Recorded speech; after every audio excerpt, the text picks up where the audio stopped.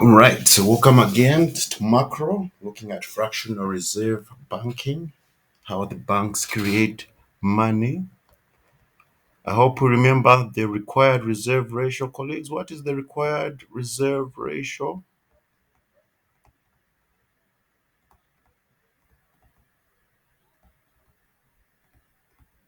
The RR, the required reserve ratio. What is this?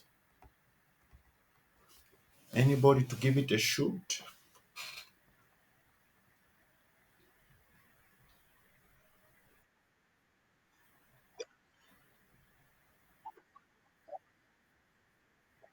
Yes, right. The percentage of the deposits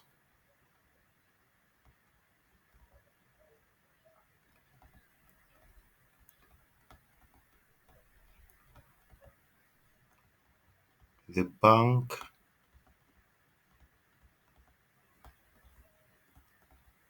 holds. Remember, the required reserve ratio is set by the central bank, right? So whenever you deposit money into your bank, which we call demand deposits here, right? When you see the word demand deposits, this is when you put money into your bank. Whenever you deposit money into your bank, right, the bank is going to keep a certain percentage of that money, and the other amount they are going to loan it out, right? So I just want us to look at this simple illustration here.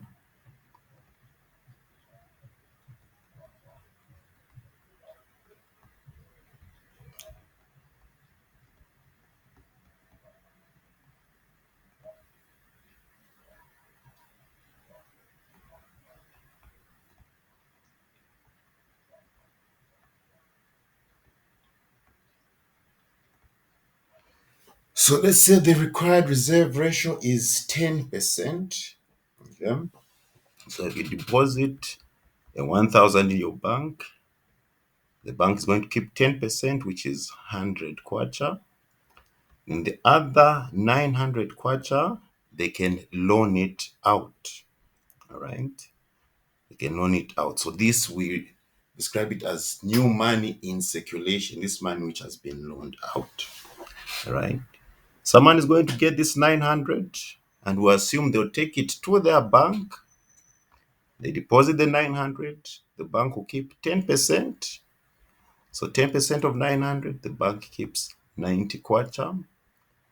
The other amount of money the bank can loan out, 900 minus 90, 810 kwacha. So the bank can loan out 810 kwacha, new money put into circulation. All right. Someone gets that 810, takes it to their bank. Their bank will keep 10%. 10% of 810 is 81 kwacha. All right. So the bank will keep 81 kwacha. Then 810 minus 81 is 729. The bank is going to loan out 729 kwacha to somebody else. And this process continues on and on. All right. So basically, if we want to find out what would be the new amount of money that will be put into circulation with this type of banking, we need to first determine our money multiplier. Okay, money multiplier. The way we get our money multiplier, it's just 1 divided by the required reserve ratio, right? So in this case, our required reserve ratio is 10%. So to get our money multiplier, say 1 divided by our required reserve ratio, which is 0.1. Our money multiplier is 10. Okay. So now, if we want to find the total amount of money that will be in circulation, we're going to multiply our money multiplier, this 10, multiply by the first amount of money that was put into circulation, which is this 900. Okay. This was the first amount of money which was put into circulation, and this is what we're going to multiply with our money multiplier to find the total amount of money that will be in circulation. So 900 times 10, that is 9,000. All right. So this will be the total amount of money that is going to be in circulation from this initial deposit of 1,000. All right. This initial deposit of 1,000 overall is going to create a new amount of money that will be in circulation, and the total value of that money that will be in circulation is going to be 9,000 kwacha. Are we okay with that, colleagues?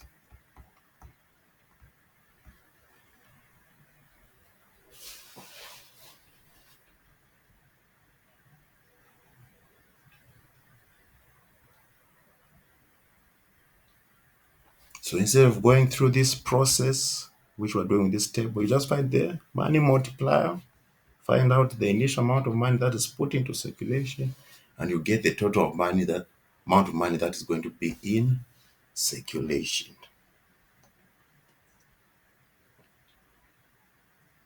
Are we okay with this, colleagues, before we move to the T accounts?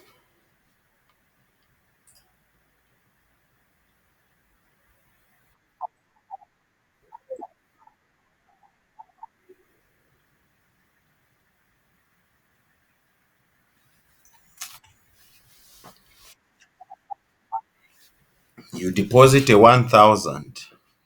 Bank keeps 10% of that 1,000. They keep 100 kwacha. The remaining amount of money, they can loan it out. And that amount of money is 900 kwacha, right? They loan out that 900 kwacha. Someone gets that loan. We assume he takes it to his bank. He deposits a 900 kwacha in his bank. His bank is also going to keep 10% of this 900 kwacha, which is 90 kwacha. Then the remaining amount, which is 810, his bank is going to loan out, right? This 810 will be loaned out to somebody. We assume that person is going to deposit that 810 into his bank. His bank will keep 10%, 10% of 810, 81 kwacha. His bank will be able to loan out 729 kwacha. So to simplify this table to see how much money we put in circulation, multiply this. Yeah. To find out how much money is going to be put into circulation, you just multiply the initial amount that has been put into the circulation from the deposit, and you multiply it with the money multiply. That will give you the new level of the money supply, or the total amount of money that's going to be in circulation.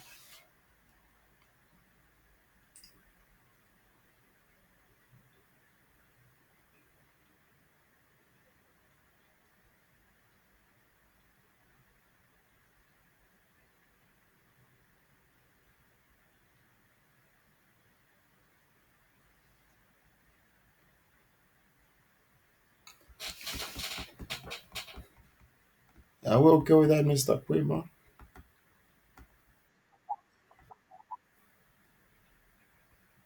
All right, so the next thing that we're going to look at is the T accounts. All right, the T accounts. You have your assets on the left hand side, and you have your liabilities on the right hand side. Okay, under your assets, you have your reserves, right? The required reserves, the amount of money that you keep when someone banks with your bank.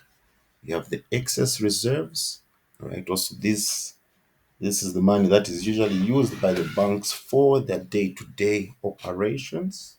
And in case, let's say, if someone deposits money, then if they want to remove that money out, usually the banks, they don't want this money which they have for loans to be affected, so they would rather remove money from the excess reserves. Okay, as we're going to see in the T accounts. And you have your loans, which this is the money which the bank is giving out. Then under your liabilities, you have your demand deposits.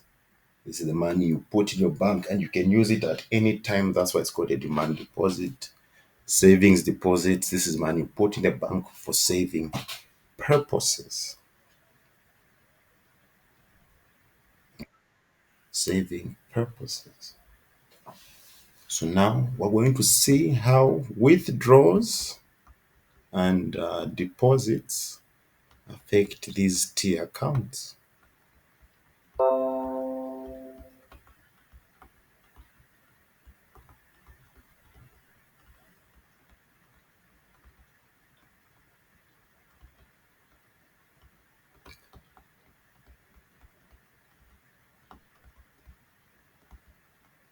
We'll start with a simple example. We have this T account for a certain bank. We'll call it maybe U Bank. This is U Bank. This is the T account.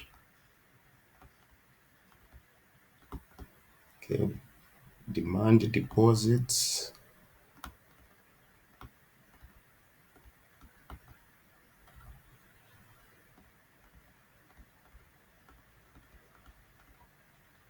Let's say we have 1,000 here. Okay, let's say our required reserve ratio for this illustration, we'll say it is 20%.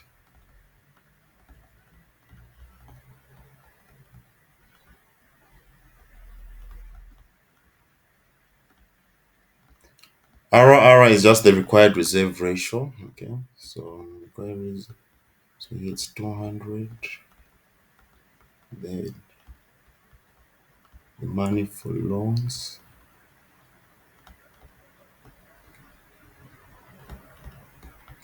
800. Right, so let's say this is the T account for you bank. All right, let's say somebody comes to the bank. All right, let's say so example one, someone comes to the bank to deposit some money. All right, let's say they've come to deposit 5,000. All right, come to deposit 5,000. So we're going to see how this is going to affect the demand deposits, the required reserve ratio, and the money for loans. All right. So someone deposits 5,000. When someone deposits 5,000, first let's calculate how much of that money the bank has to keep. All right. So we're going to multiply this 5,000 by the required reserve ratio, see how much the bank keeps. All right. So I'm going to say 5,000, 20% is 0.2. 5,000 times 20%, the bank keeps 1,000. Right. Then since the bank keeps 20%, the other 80% it can loan that money out. Right. How much can be loaned out from this money? We say 5,000 multiplied by 0.8. The bank can loan out 4,000. So let's now make adjustments to our T account.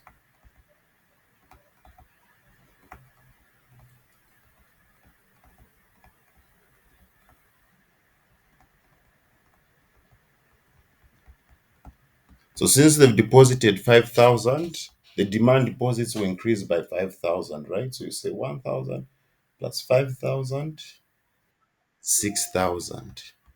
So we just make a new T account here.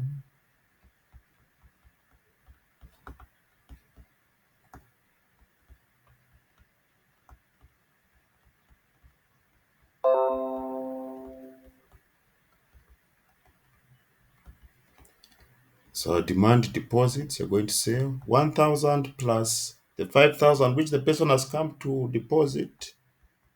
That gives us 6,000.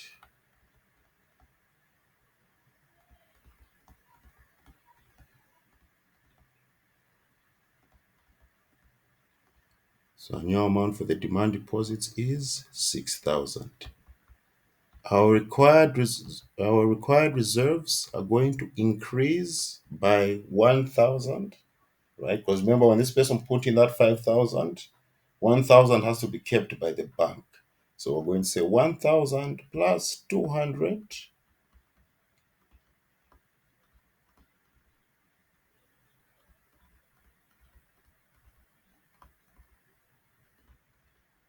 Our new required reserves are 1,200. All right, our required reserves increase. The money that can be loaned out also it will increase by 4,000, because remember when the person deposited the 5,000, 1,000 has to be kept. The other 4,000 can be loaned out. All right. So our loans are going to increase by 4,000. So say 800 plus 4,000.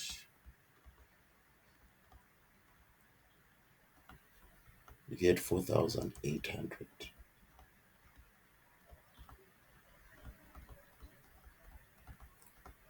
So the new amount of money that can be loaned out is 4,800.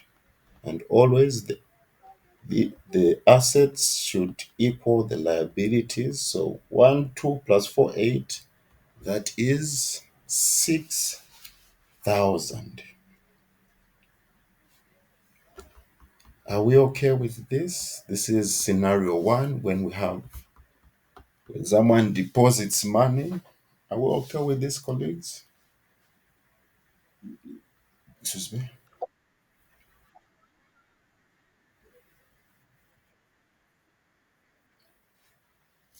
Another way you can look at it is like this. Since someone has brought in 5,000, right? You just say 5,000 plus 1,000, that is 6,000. Then you can get what is 20% of 6,000? 1,200. 6,000 minus 1,200, 4,800. That's another way you can look at it.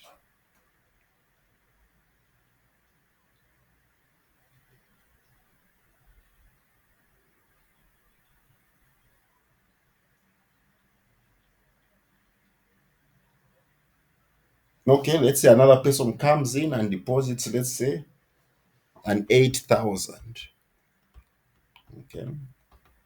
Another person comes to the bank and they deposit an 8,000. All right. So one way we can do it, since the person has deposited 8,000, right? We're going to find out of this 8,000, how much should the bank keep? We multiply that by the required reserve ratio, 8,000 times 0.2. What is 8,000 times 0.2, colleagues?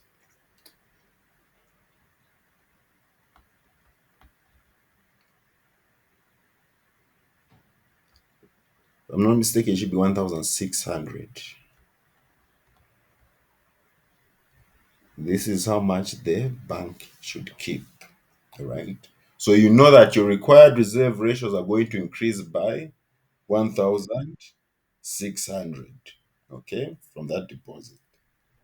The remaining amount of money, which is 80% of the money, 8,000 times 0.8. This is the amount of money that can be loaned out. Should be 6,400, yes.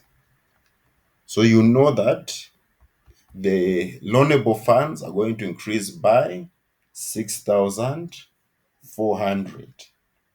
So when you make your adjustments to your T account, you're going to say 6,000, which was originally there, 6,000 plus 8,000,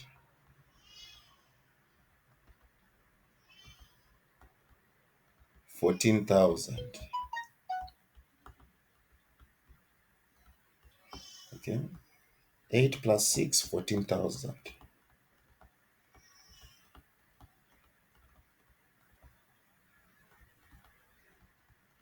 TD demand deposits.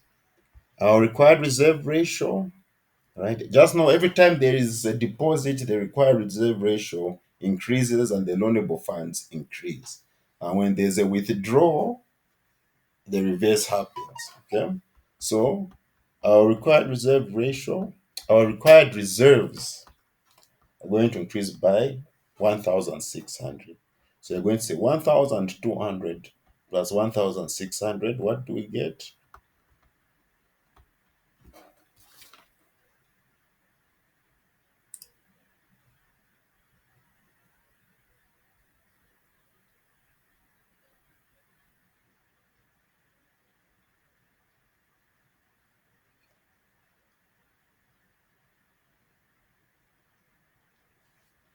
We get 2,800.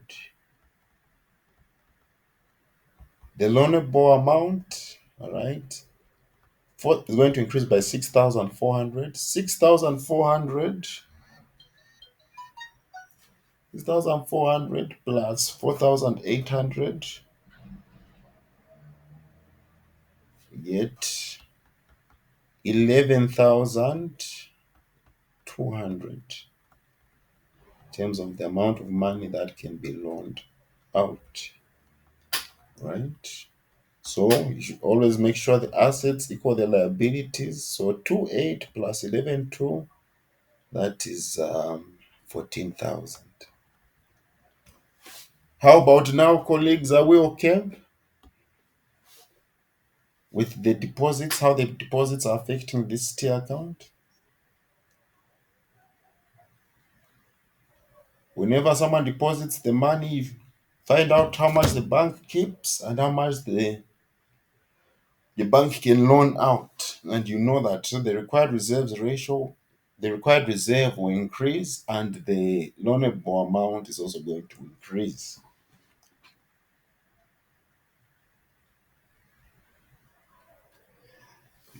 Any questions, colleagues?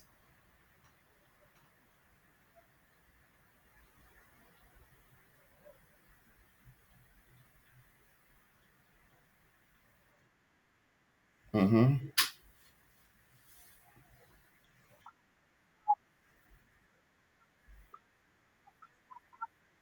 Mm-hmm. Mm-hmm. Yes, what the bank keeps. Yes. Yeah.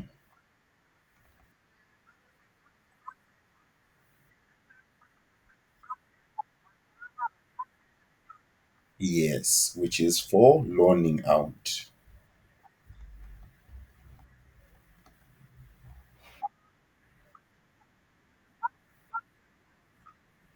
Mhm.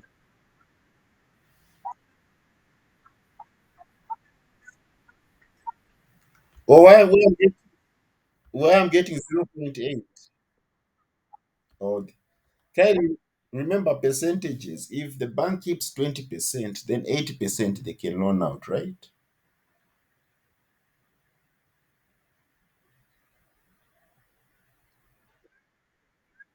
Yes. But even the way I've done it is okay. The way I've done it is okay. If you find how much the bank keeps, then you can just subtract 8 minus 1, 6. You know how much the bank can loan out. Okay. So yes, it's just the same. Yes, it's just yeah, it is. It's just the same.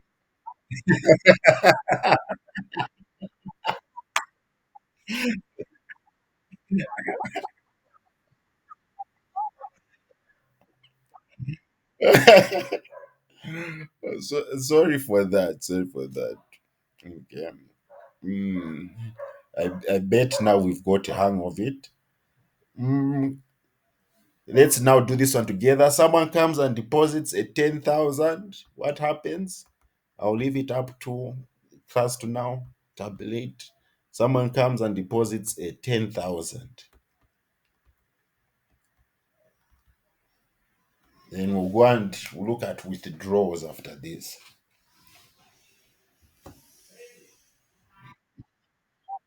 It's still 20%. Throughout this example, the required reserve ratio has been 20%. So as you watch this video, as it plays back, just remember the required reserve ratio we've been using throughout is 20%. Yes. So let's go. Someone deposits 10,000.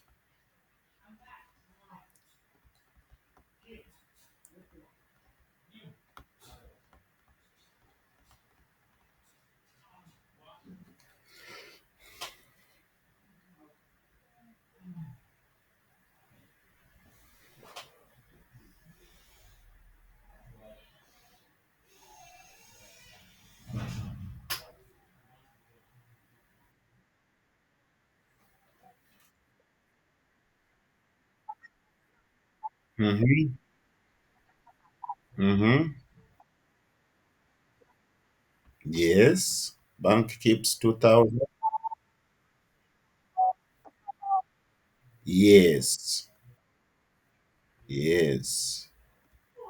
2,000 bank keeps 8,000 for loaning out. So what are our new balances for first our demand deposit and for RR and our loanable funds. And take note, sometimes in some questions, colleagues, they won't put loanable funds here, they'll just put assets. So just know uh, that's the loanable funds. Like the question I'll give you after this class. On the T account, it wasn't written loanable funds, it's just written assets. So you have to be careful for those wordings.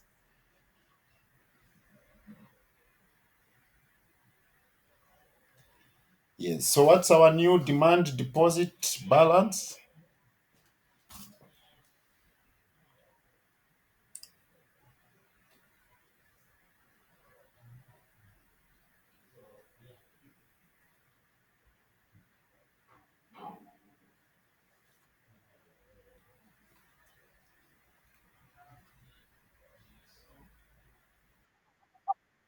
Yes, on this on this new T account here,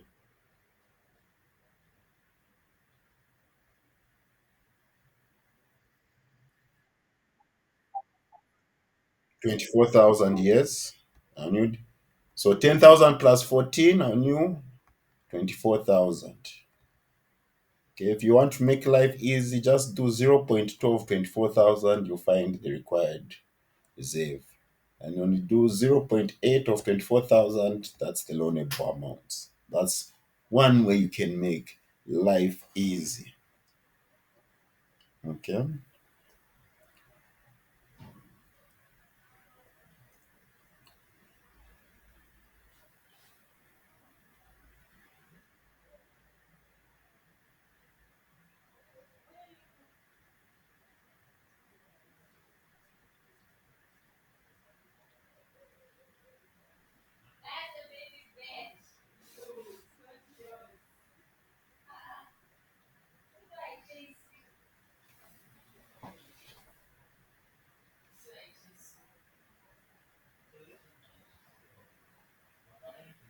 So I'm just replying to a message.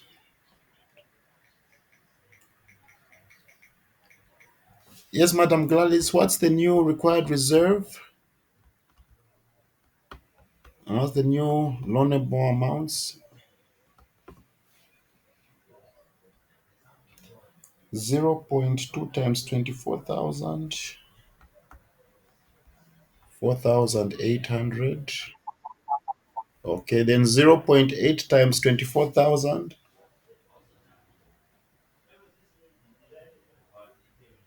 Or 24,000 minus 4,800. Either way, all right. There are many angles you can do this with. Okay, yes. So colleagues, are we okay with deposits? We can now go to withdrawals.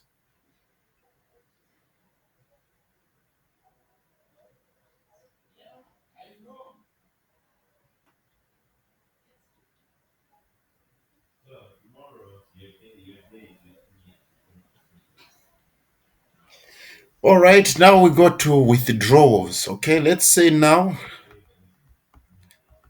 Someone comes to withdraw, let's say 5,000, a withdrawal of 5,000.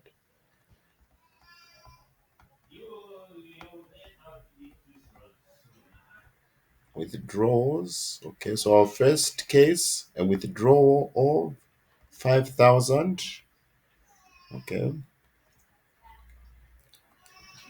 so the same procedure as we're doing with deposits. First, find the amount that is going to be deducted from the required reserve. So you're going to find first 0.2 of 5,000. All right, 0.2 times 5,000, 1,000. This is the amount that will be deducted from the required reserves. Next, you find out how much is going to be deducted from the loanable amount. Okay, so you can either say 5 minus 1,000, that is 4,000, or you just say 5,000 times 0.8. 4,000 will be removed from the loanable funds.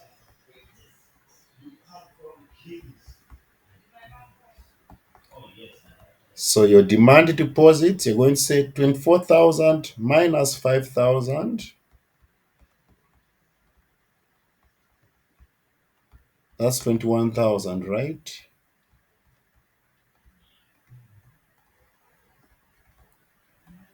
24,000 minus 5, since it's been withdrawn, you remain, oh, that's 19,000. You remain with 19,000.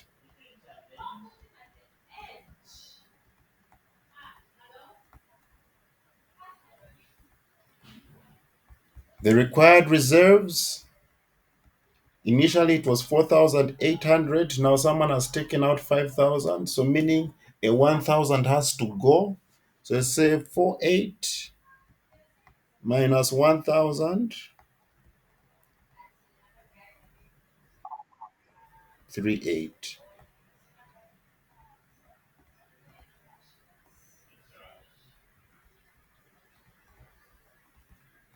And then for the loanable funds, you're going to say 19,2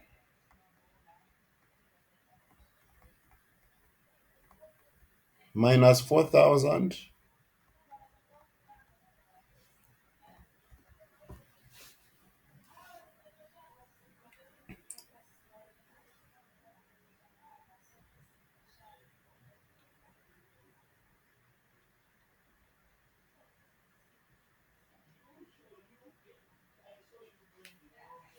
15,200, right? So these are our new balances. Okay. So with withdrawals, the required reserve reduces and the loanable amounts also reduces. As you can notice, it's just the reverse of what happens when you deposit.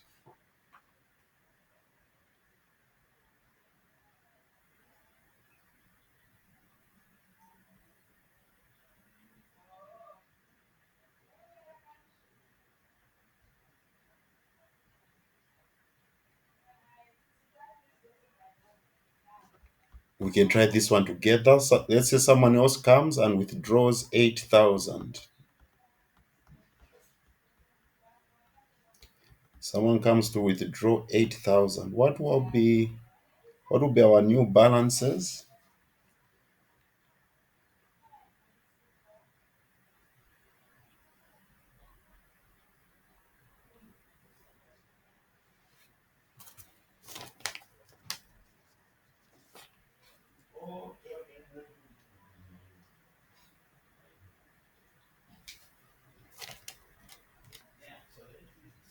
Someone comes to withdraw 8,000.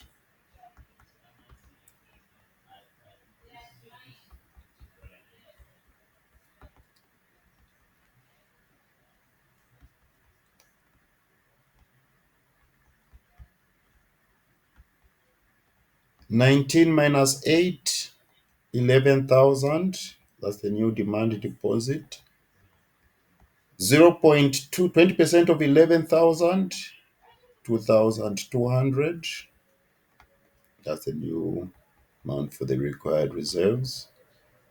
11,000 minus 2,200, the loanable amount, 8,800. Okay, that's the shortcut of doing things. Once you just know the new balance on the demand deposit, then you can work out the rest.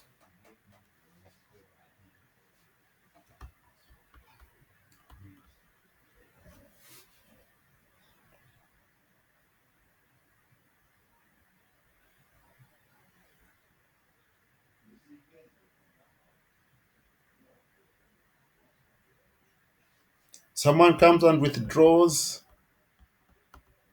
uh, 6,000. What our new balance has been?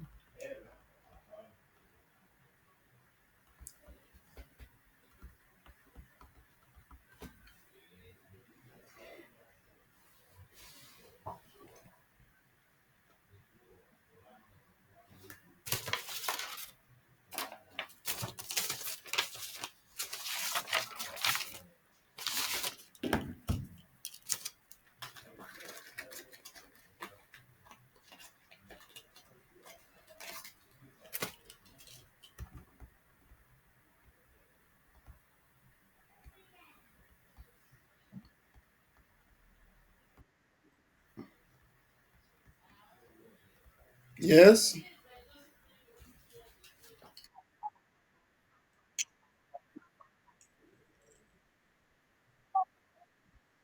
1,000. Is that how much? Is that how much we have to deduct from R and the loanable funds, or where's that 1,000?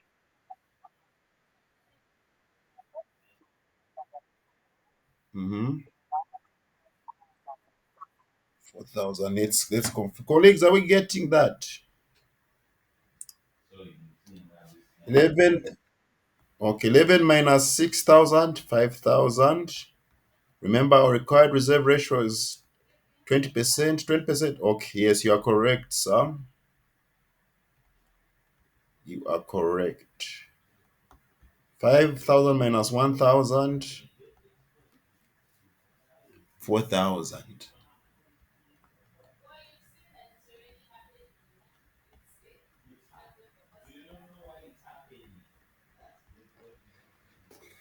Okay, are we okay with this, colleagues?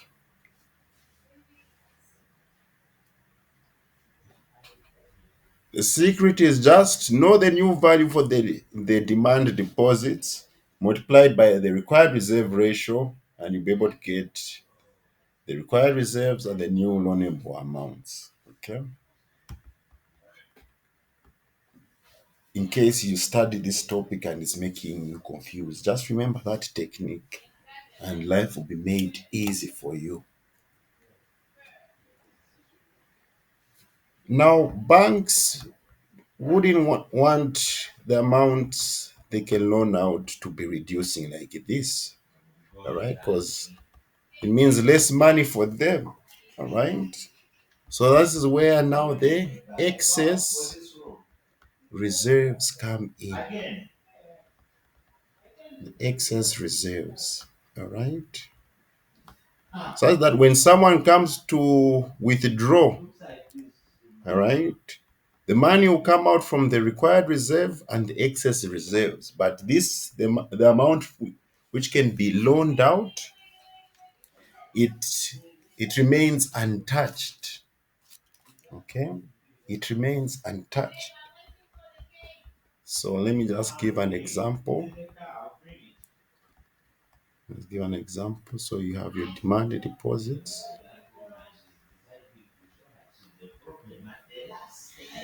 Demand deposits, we have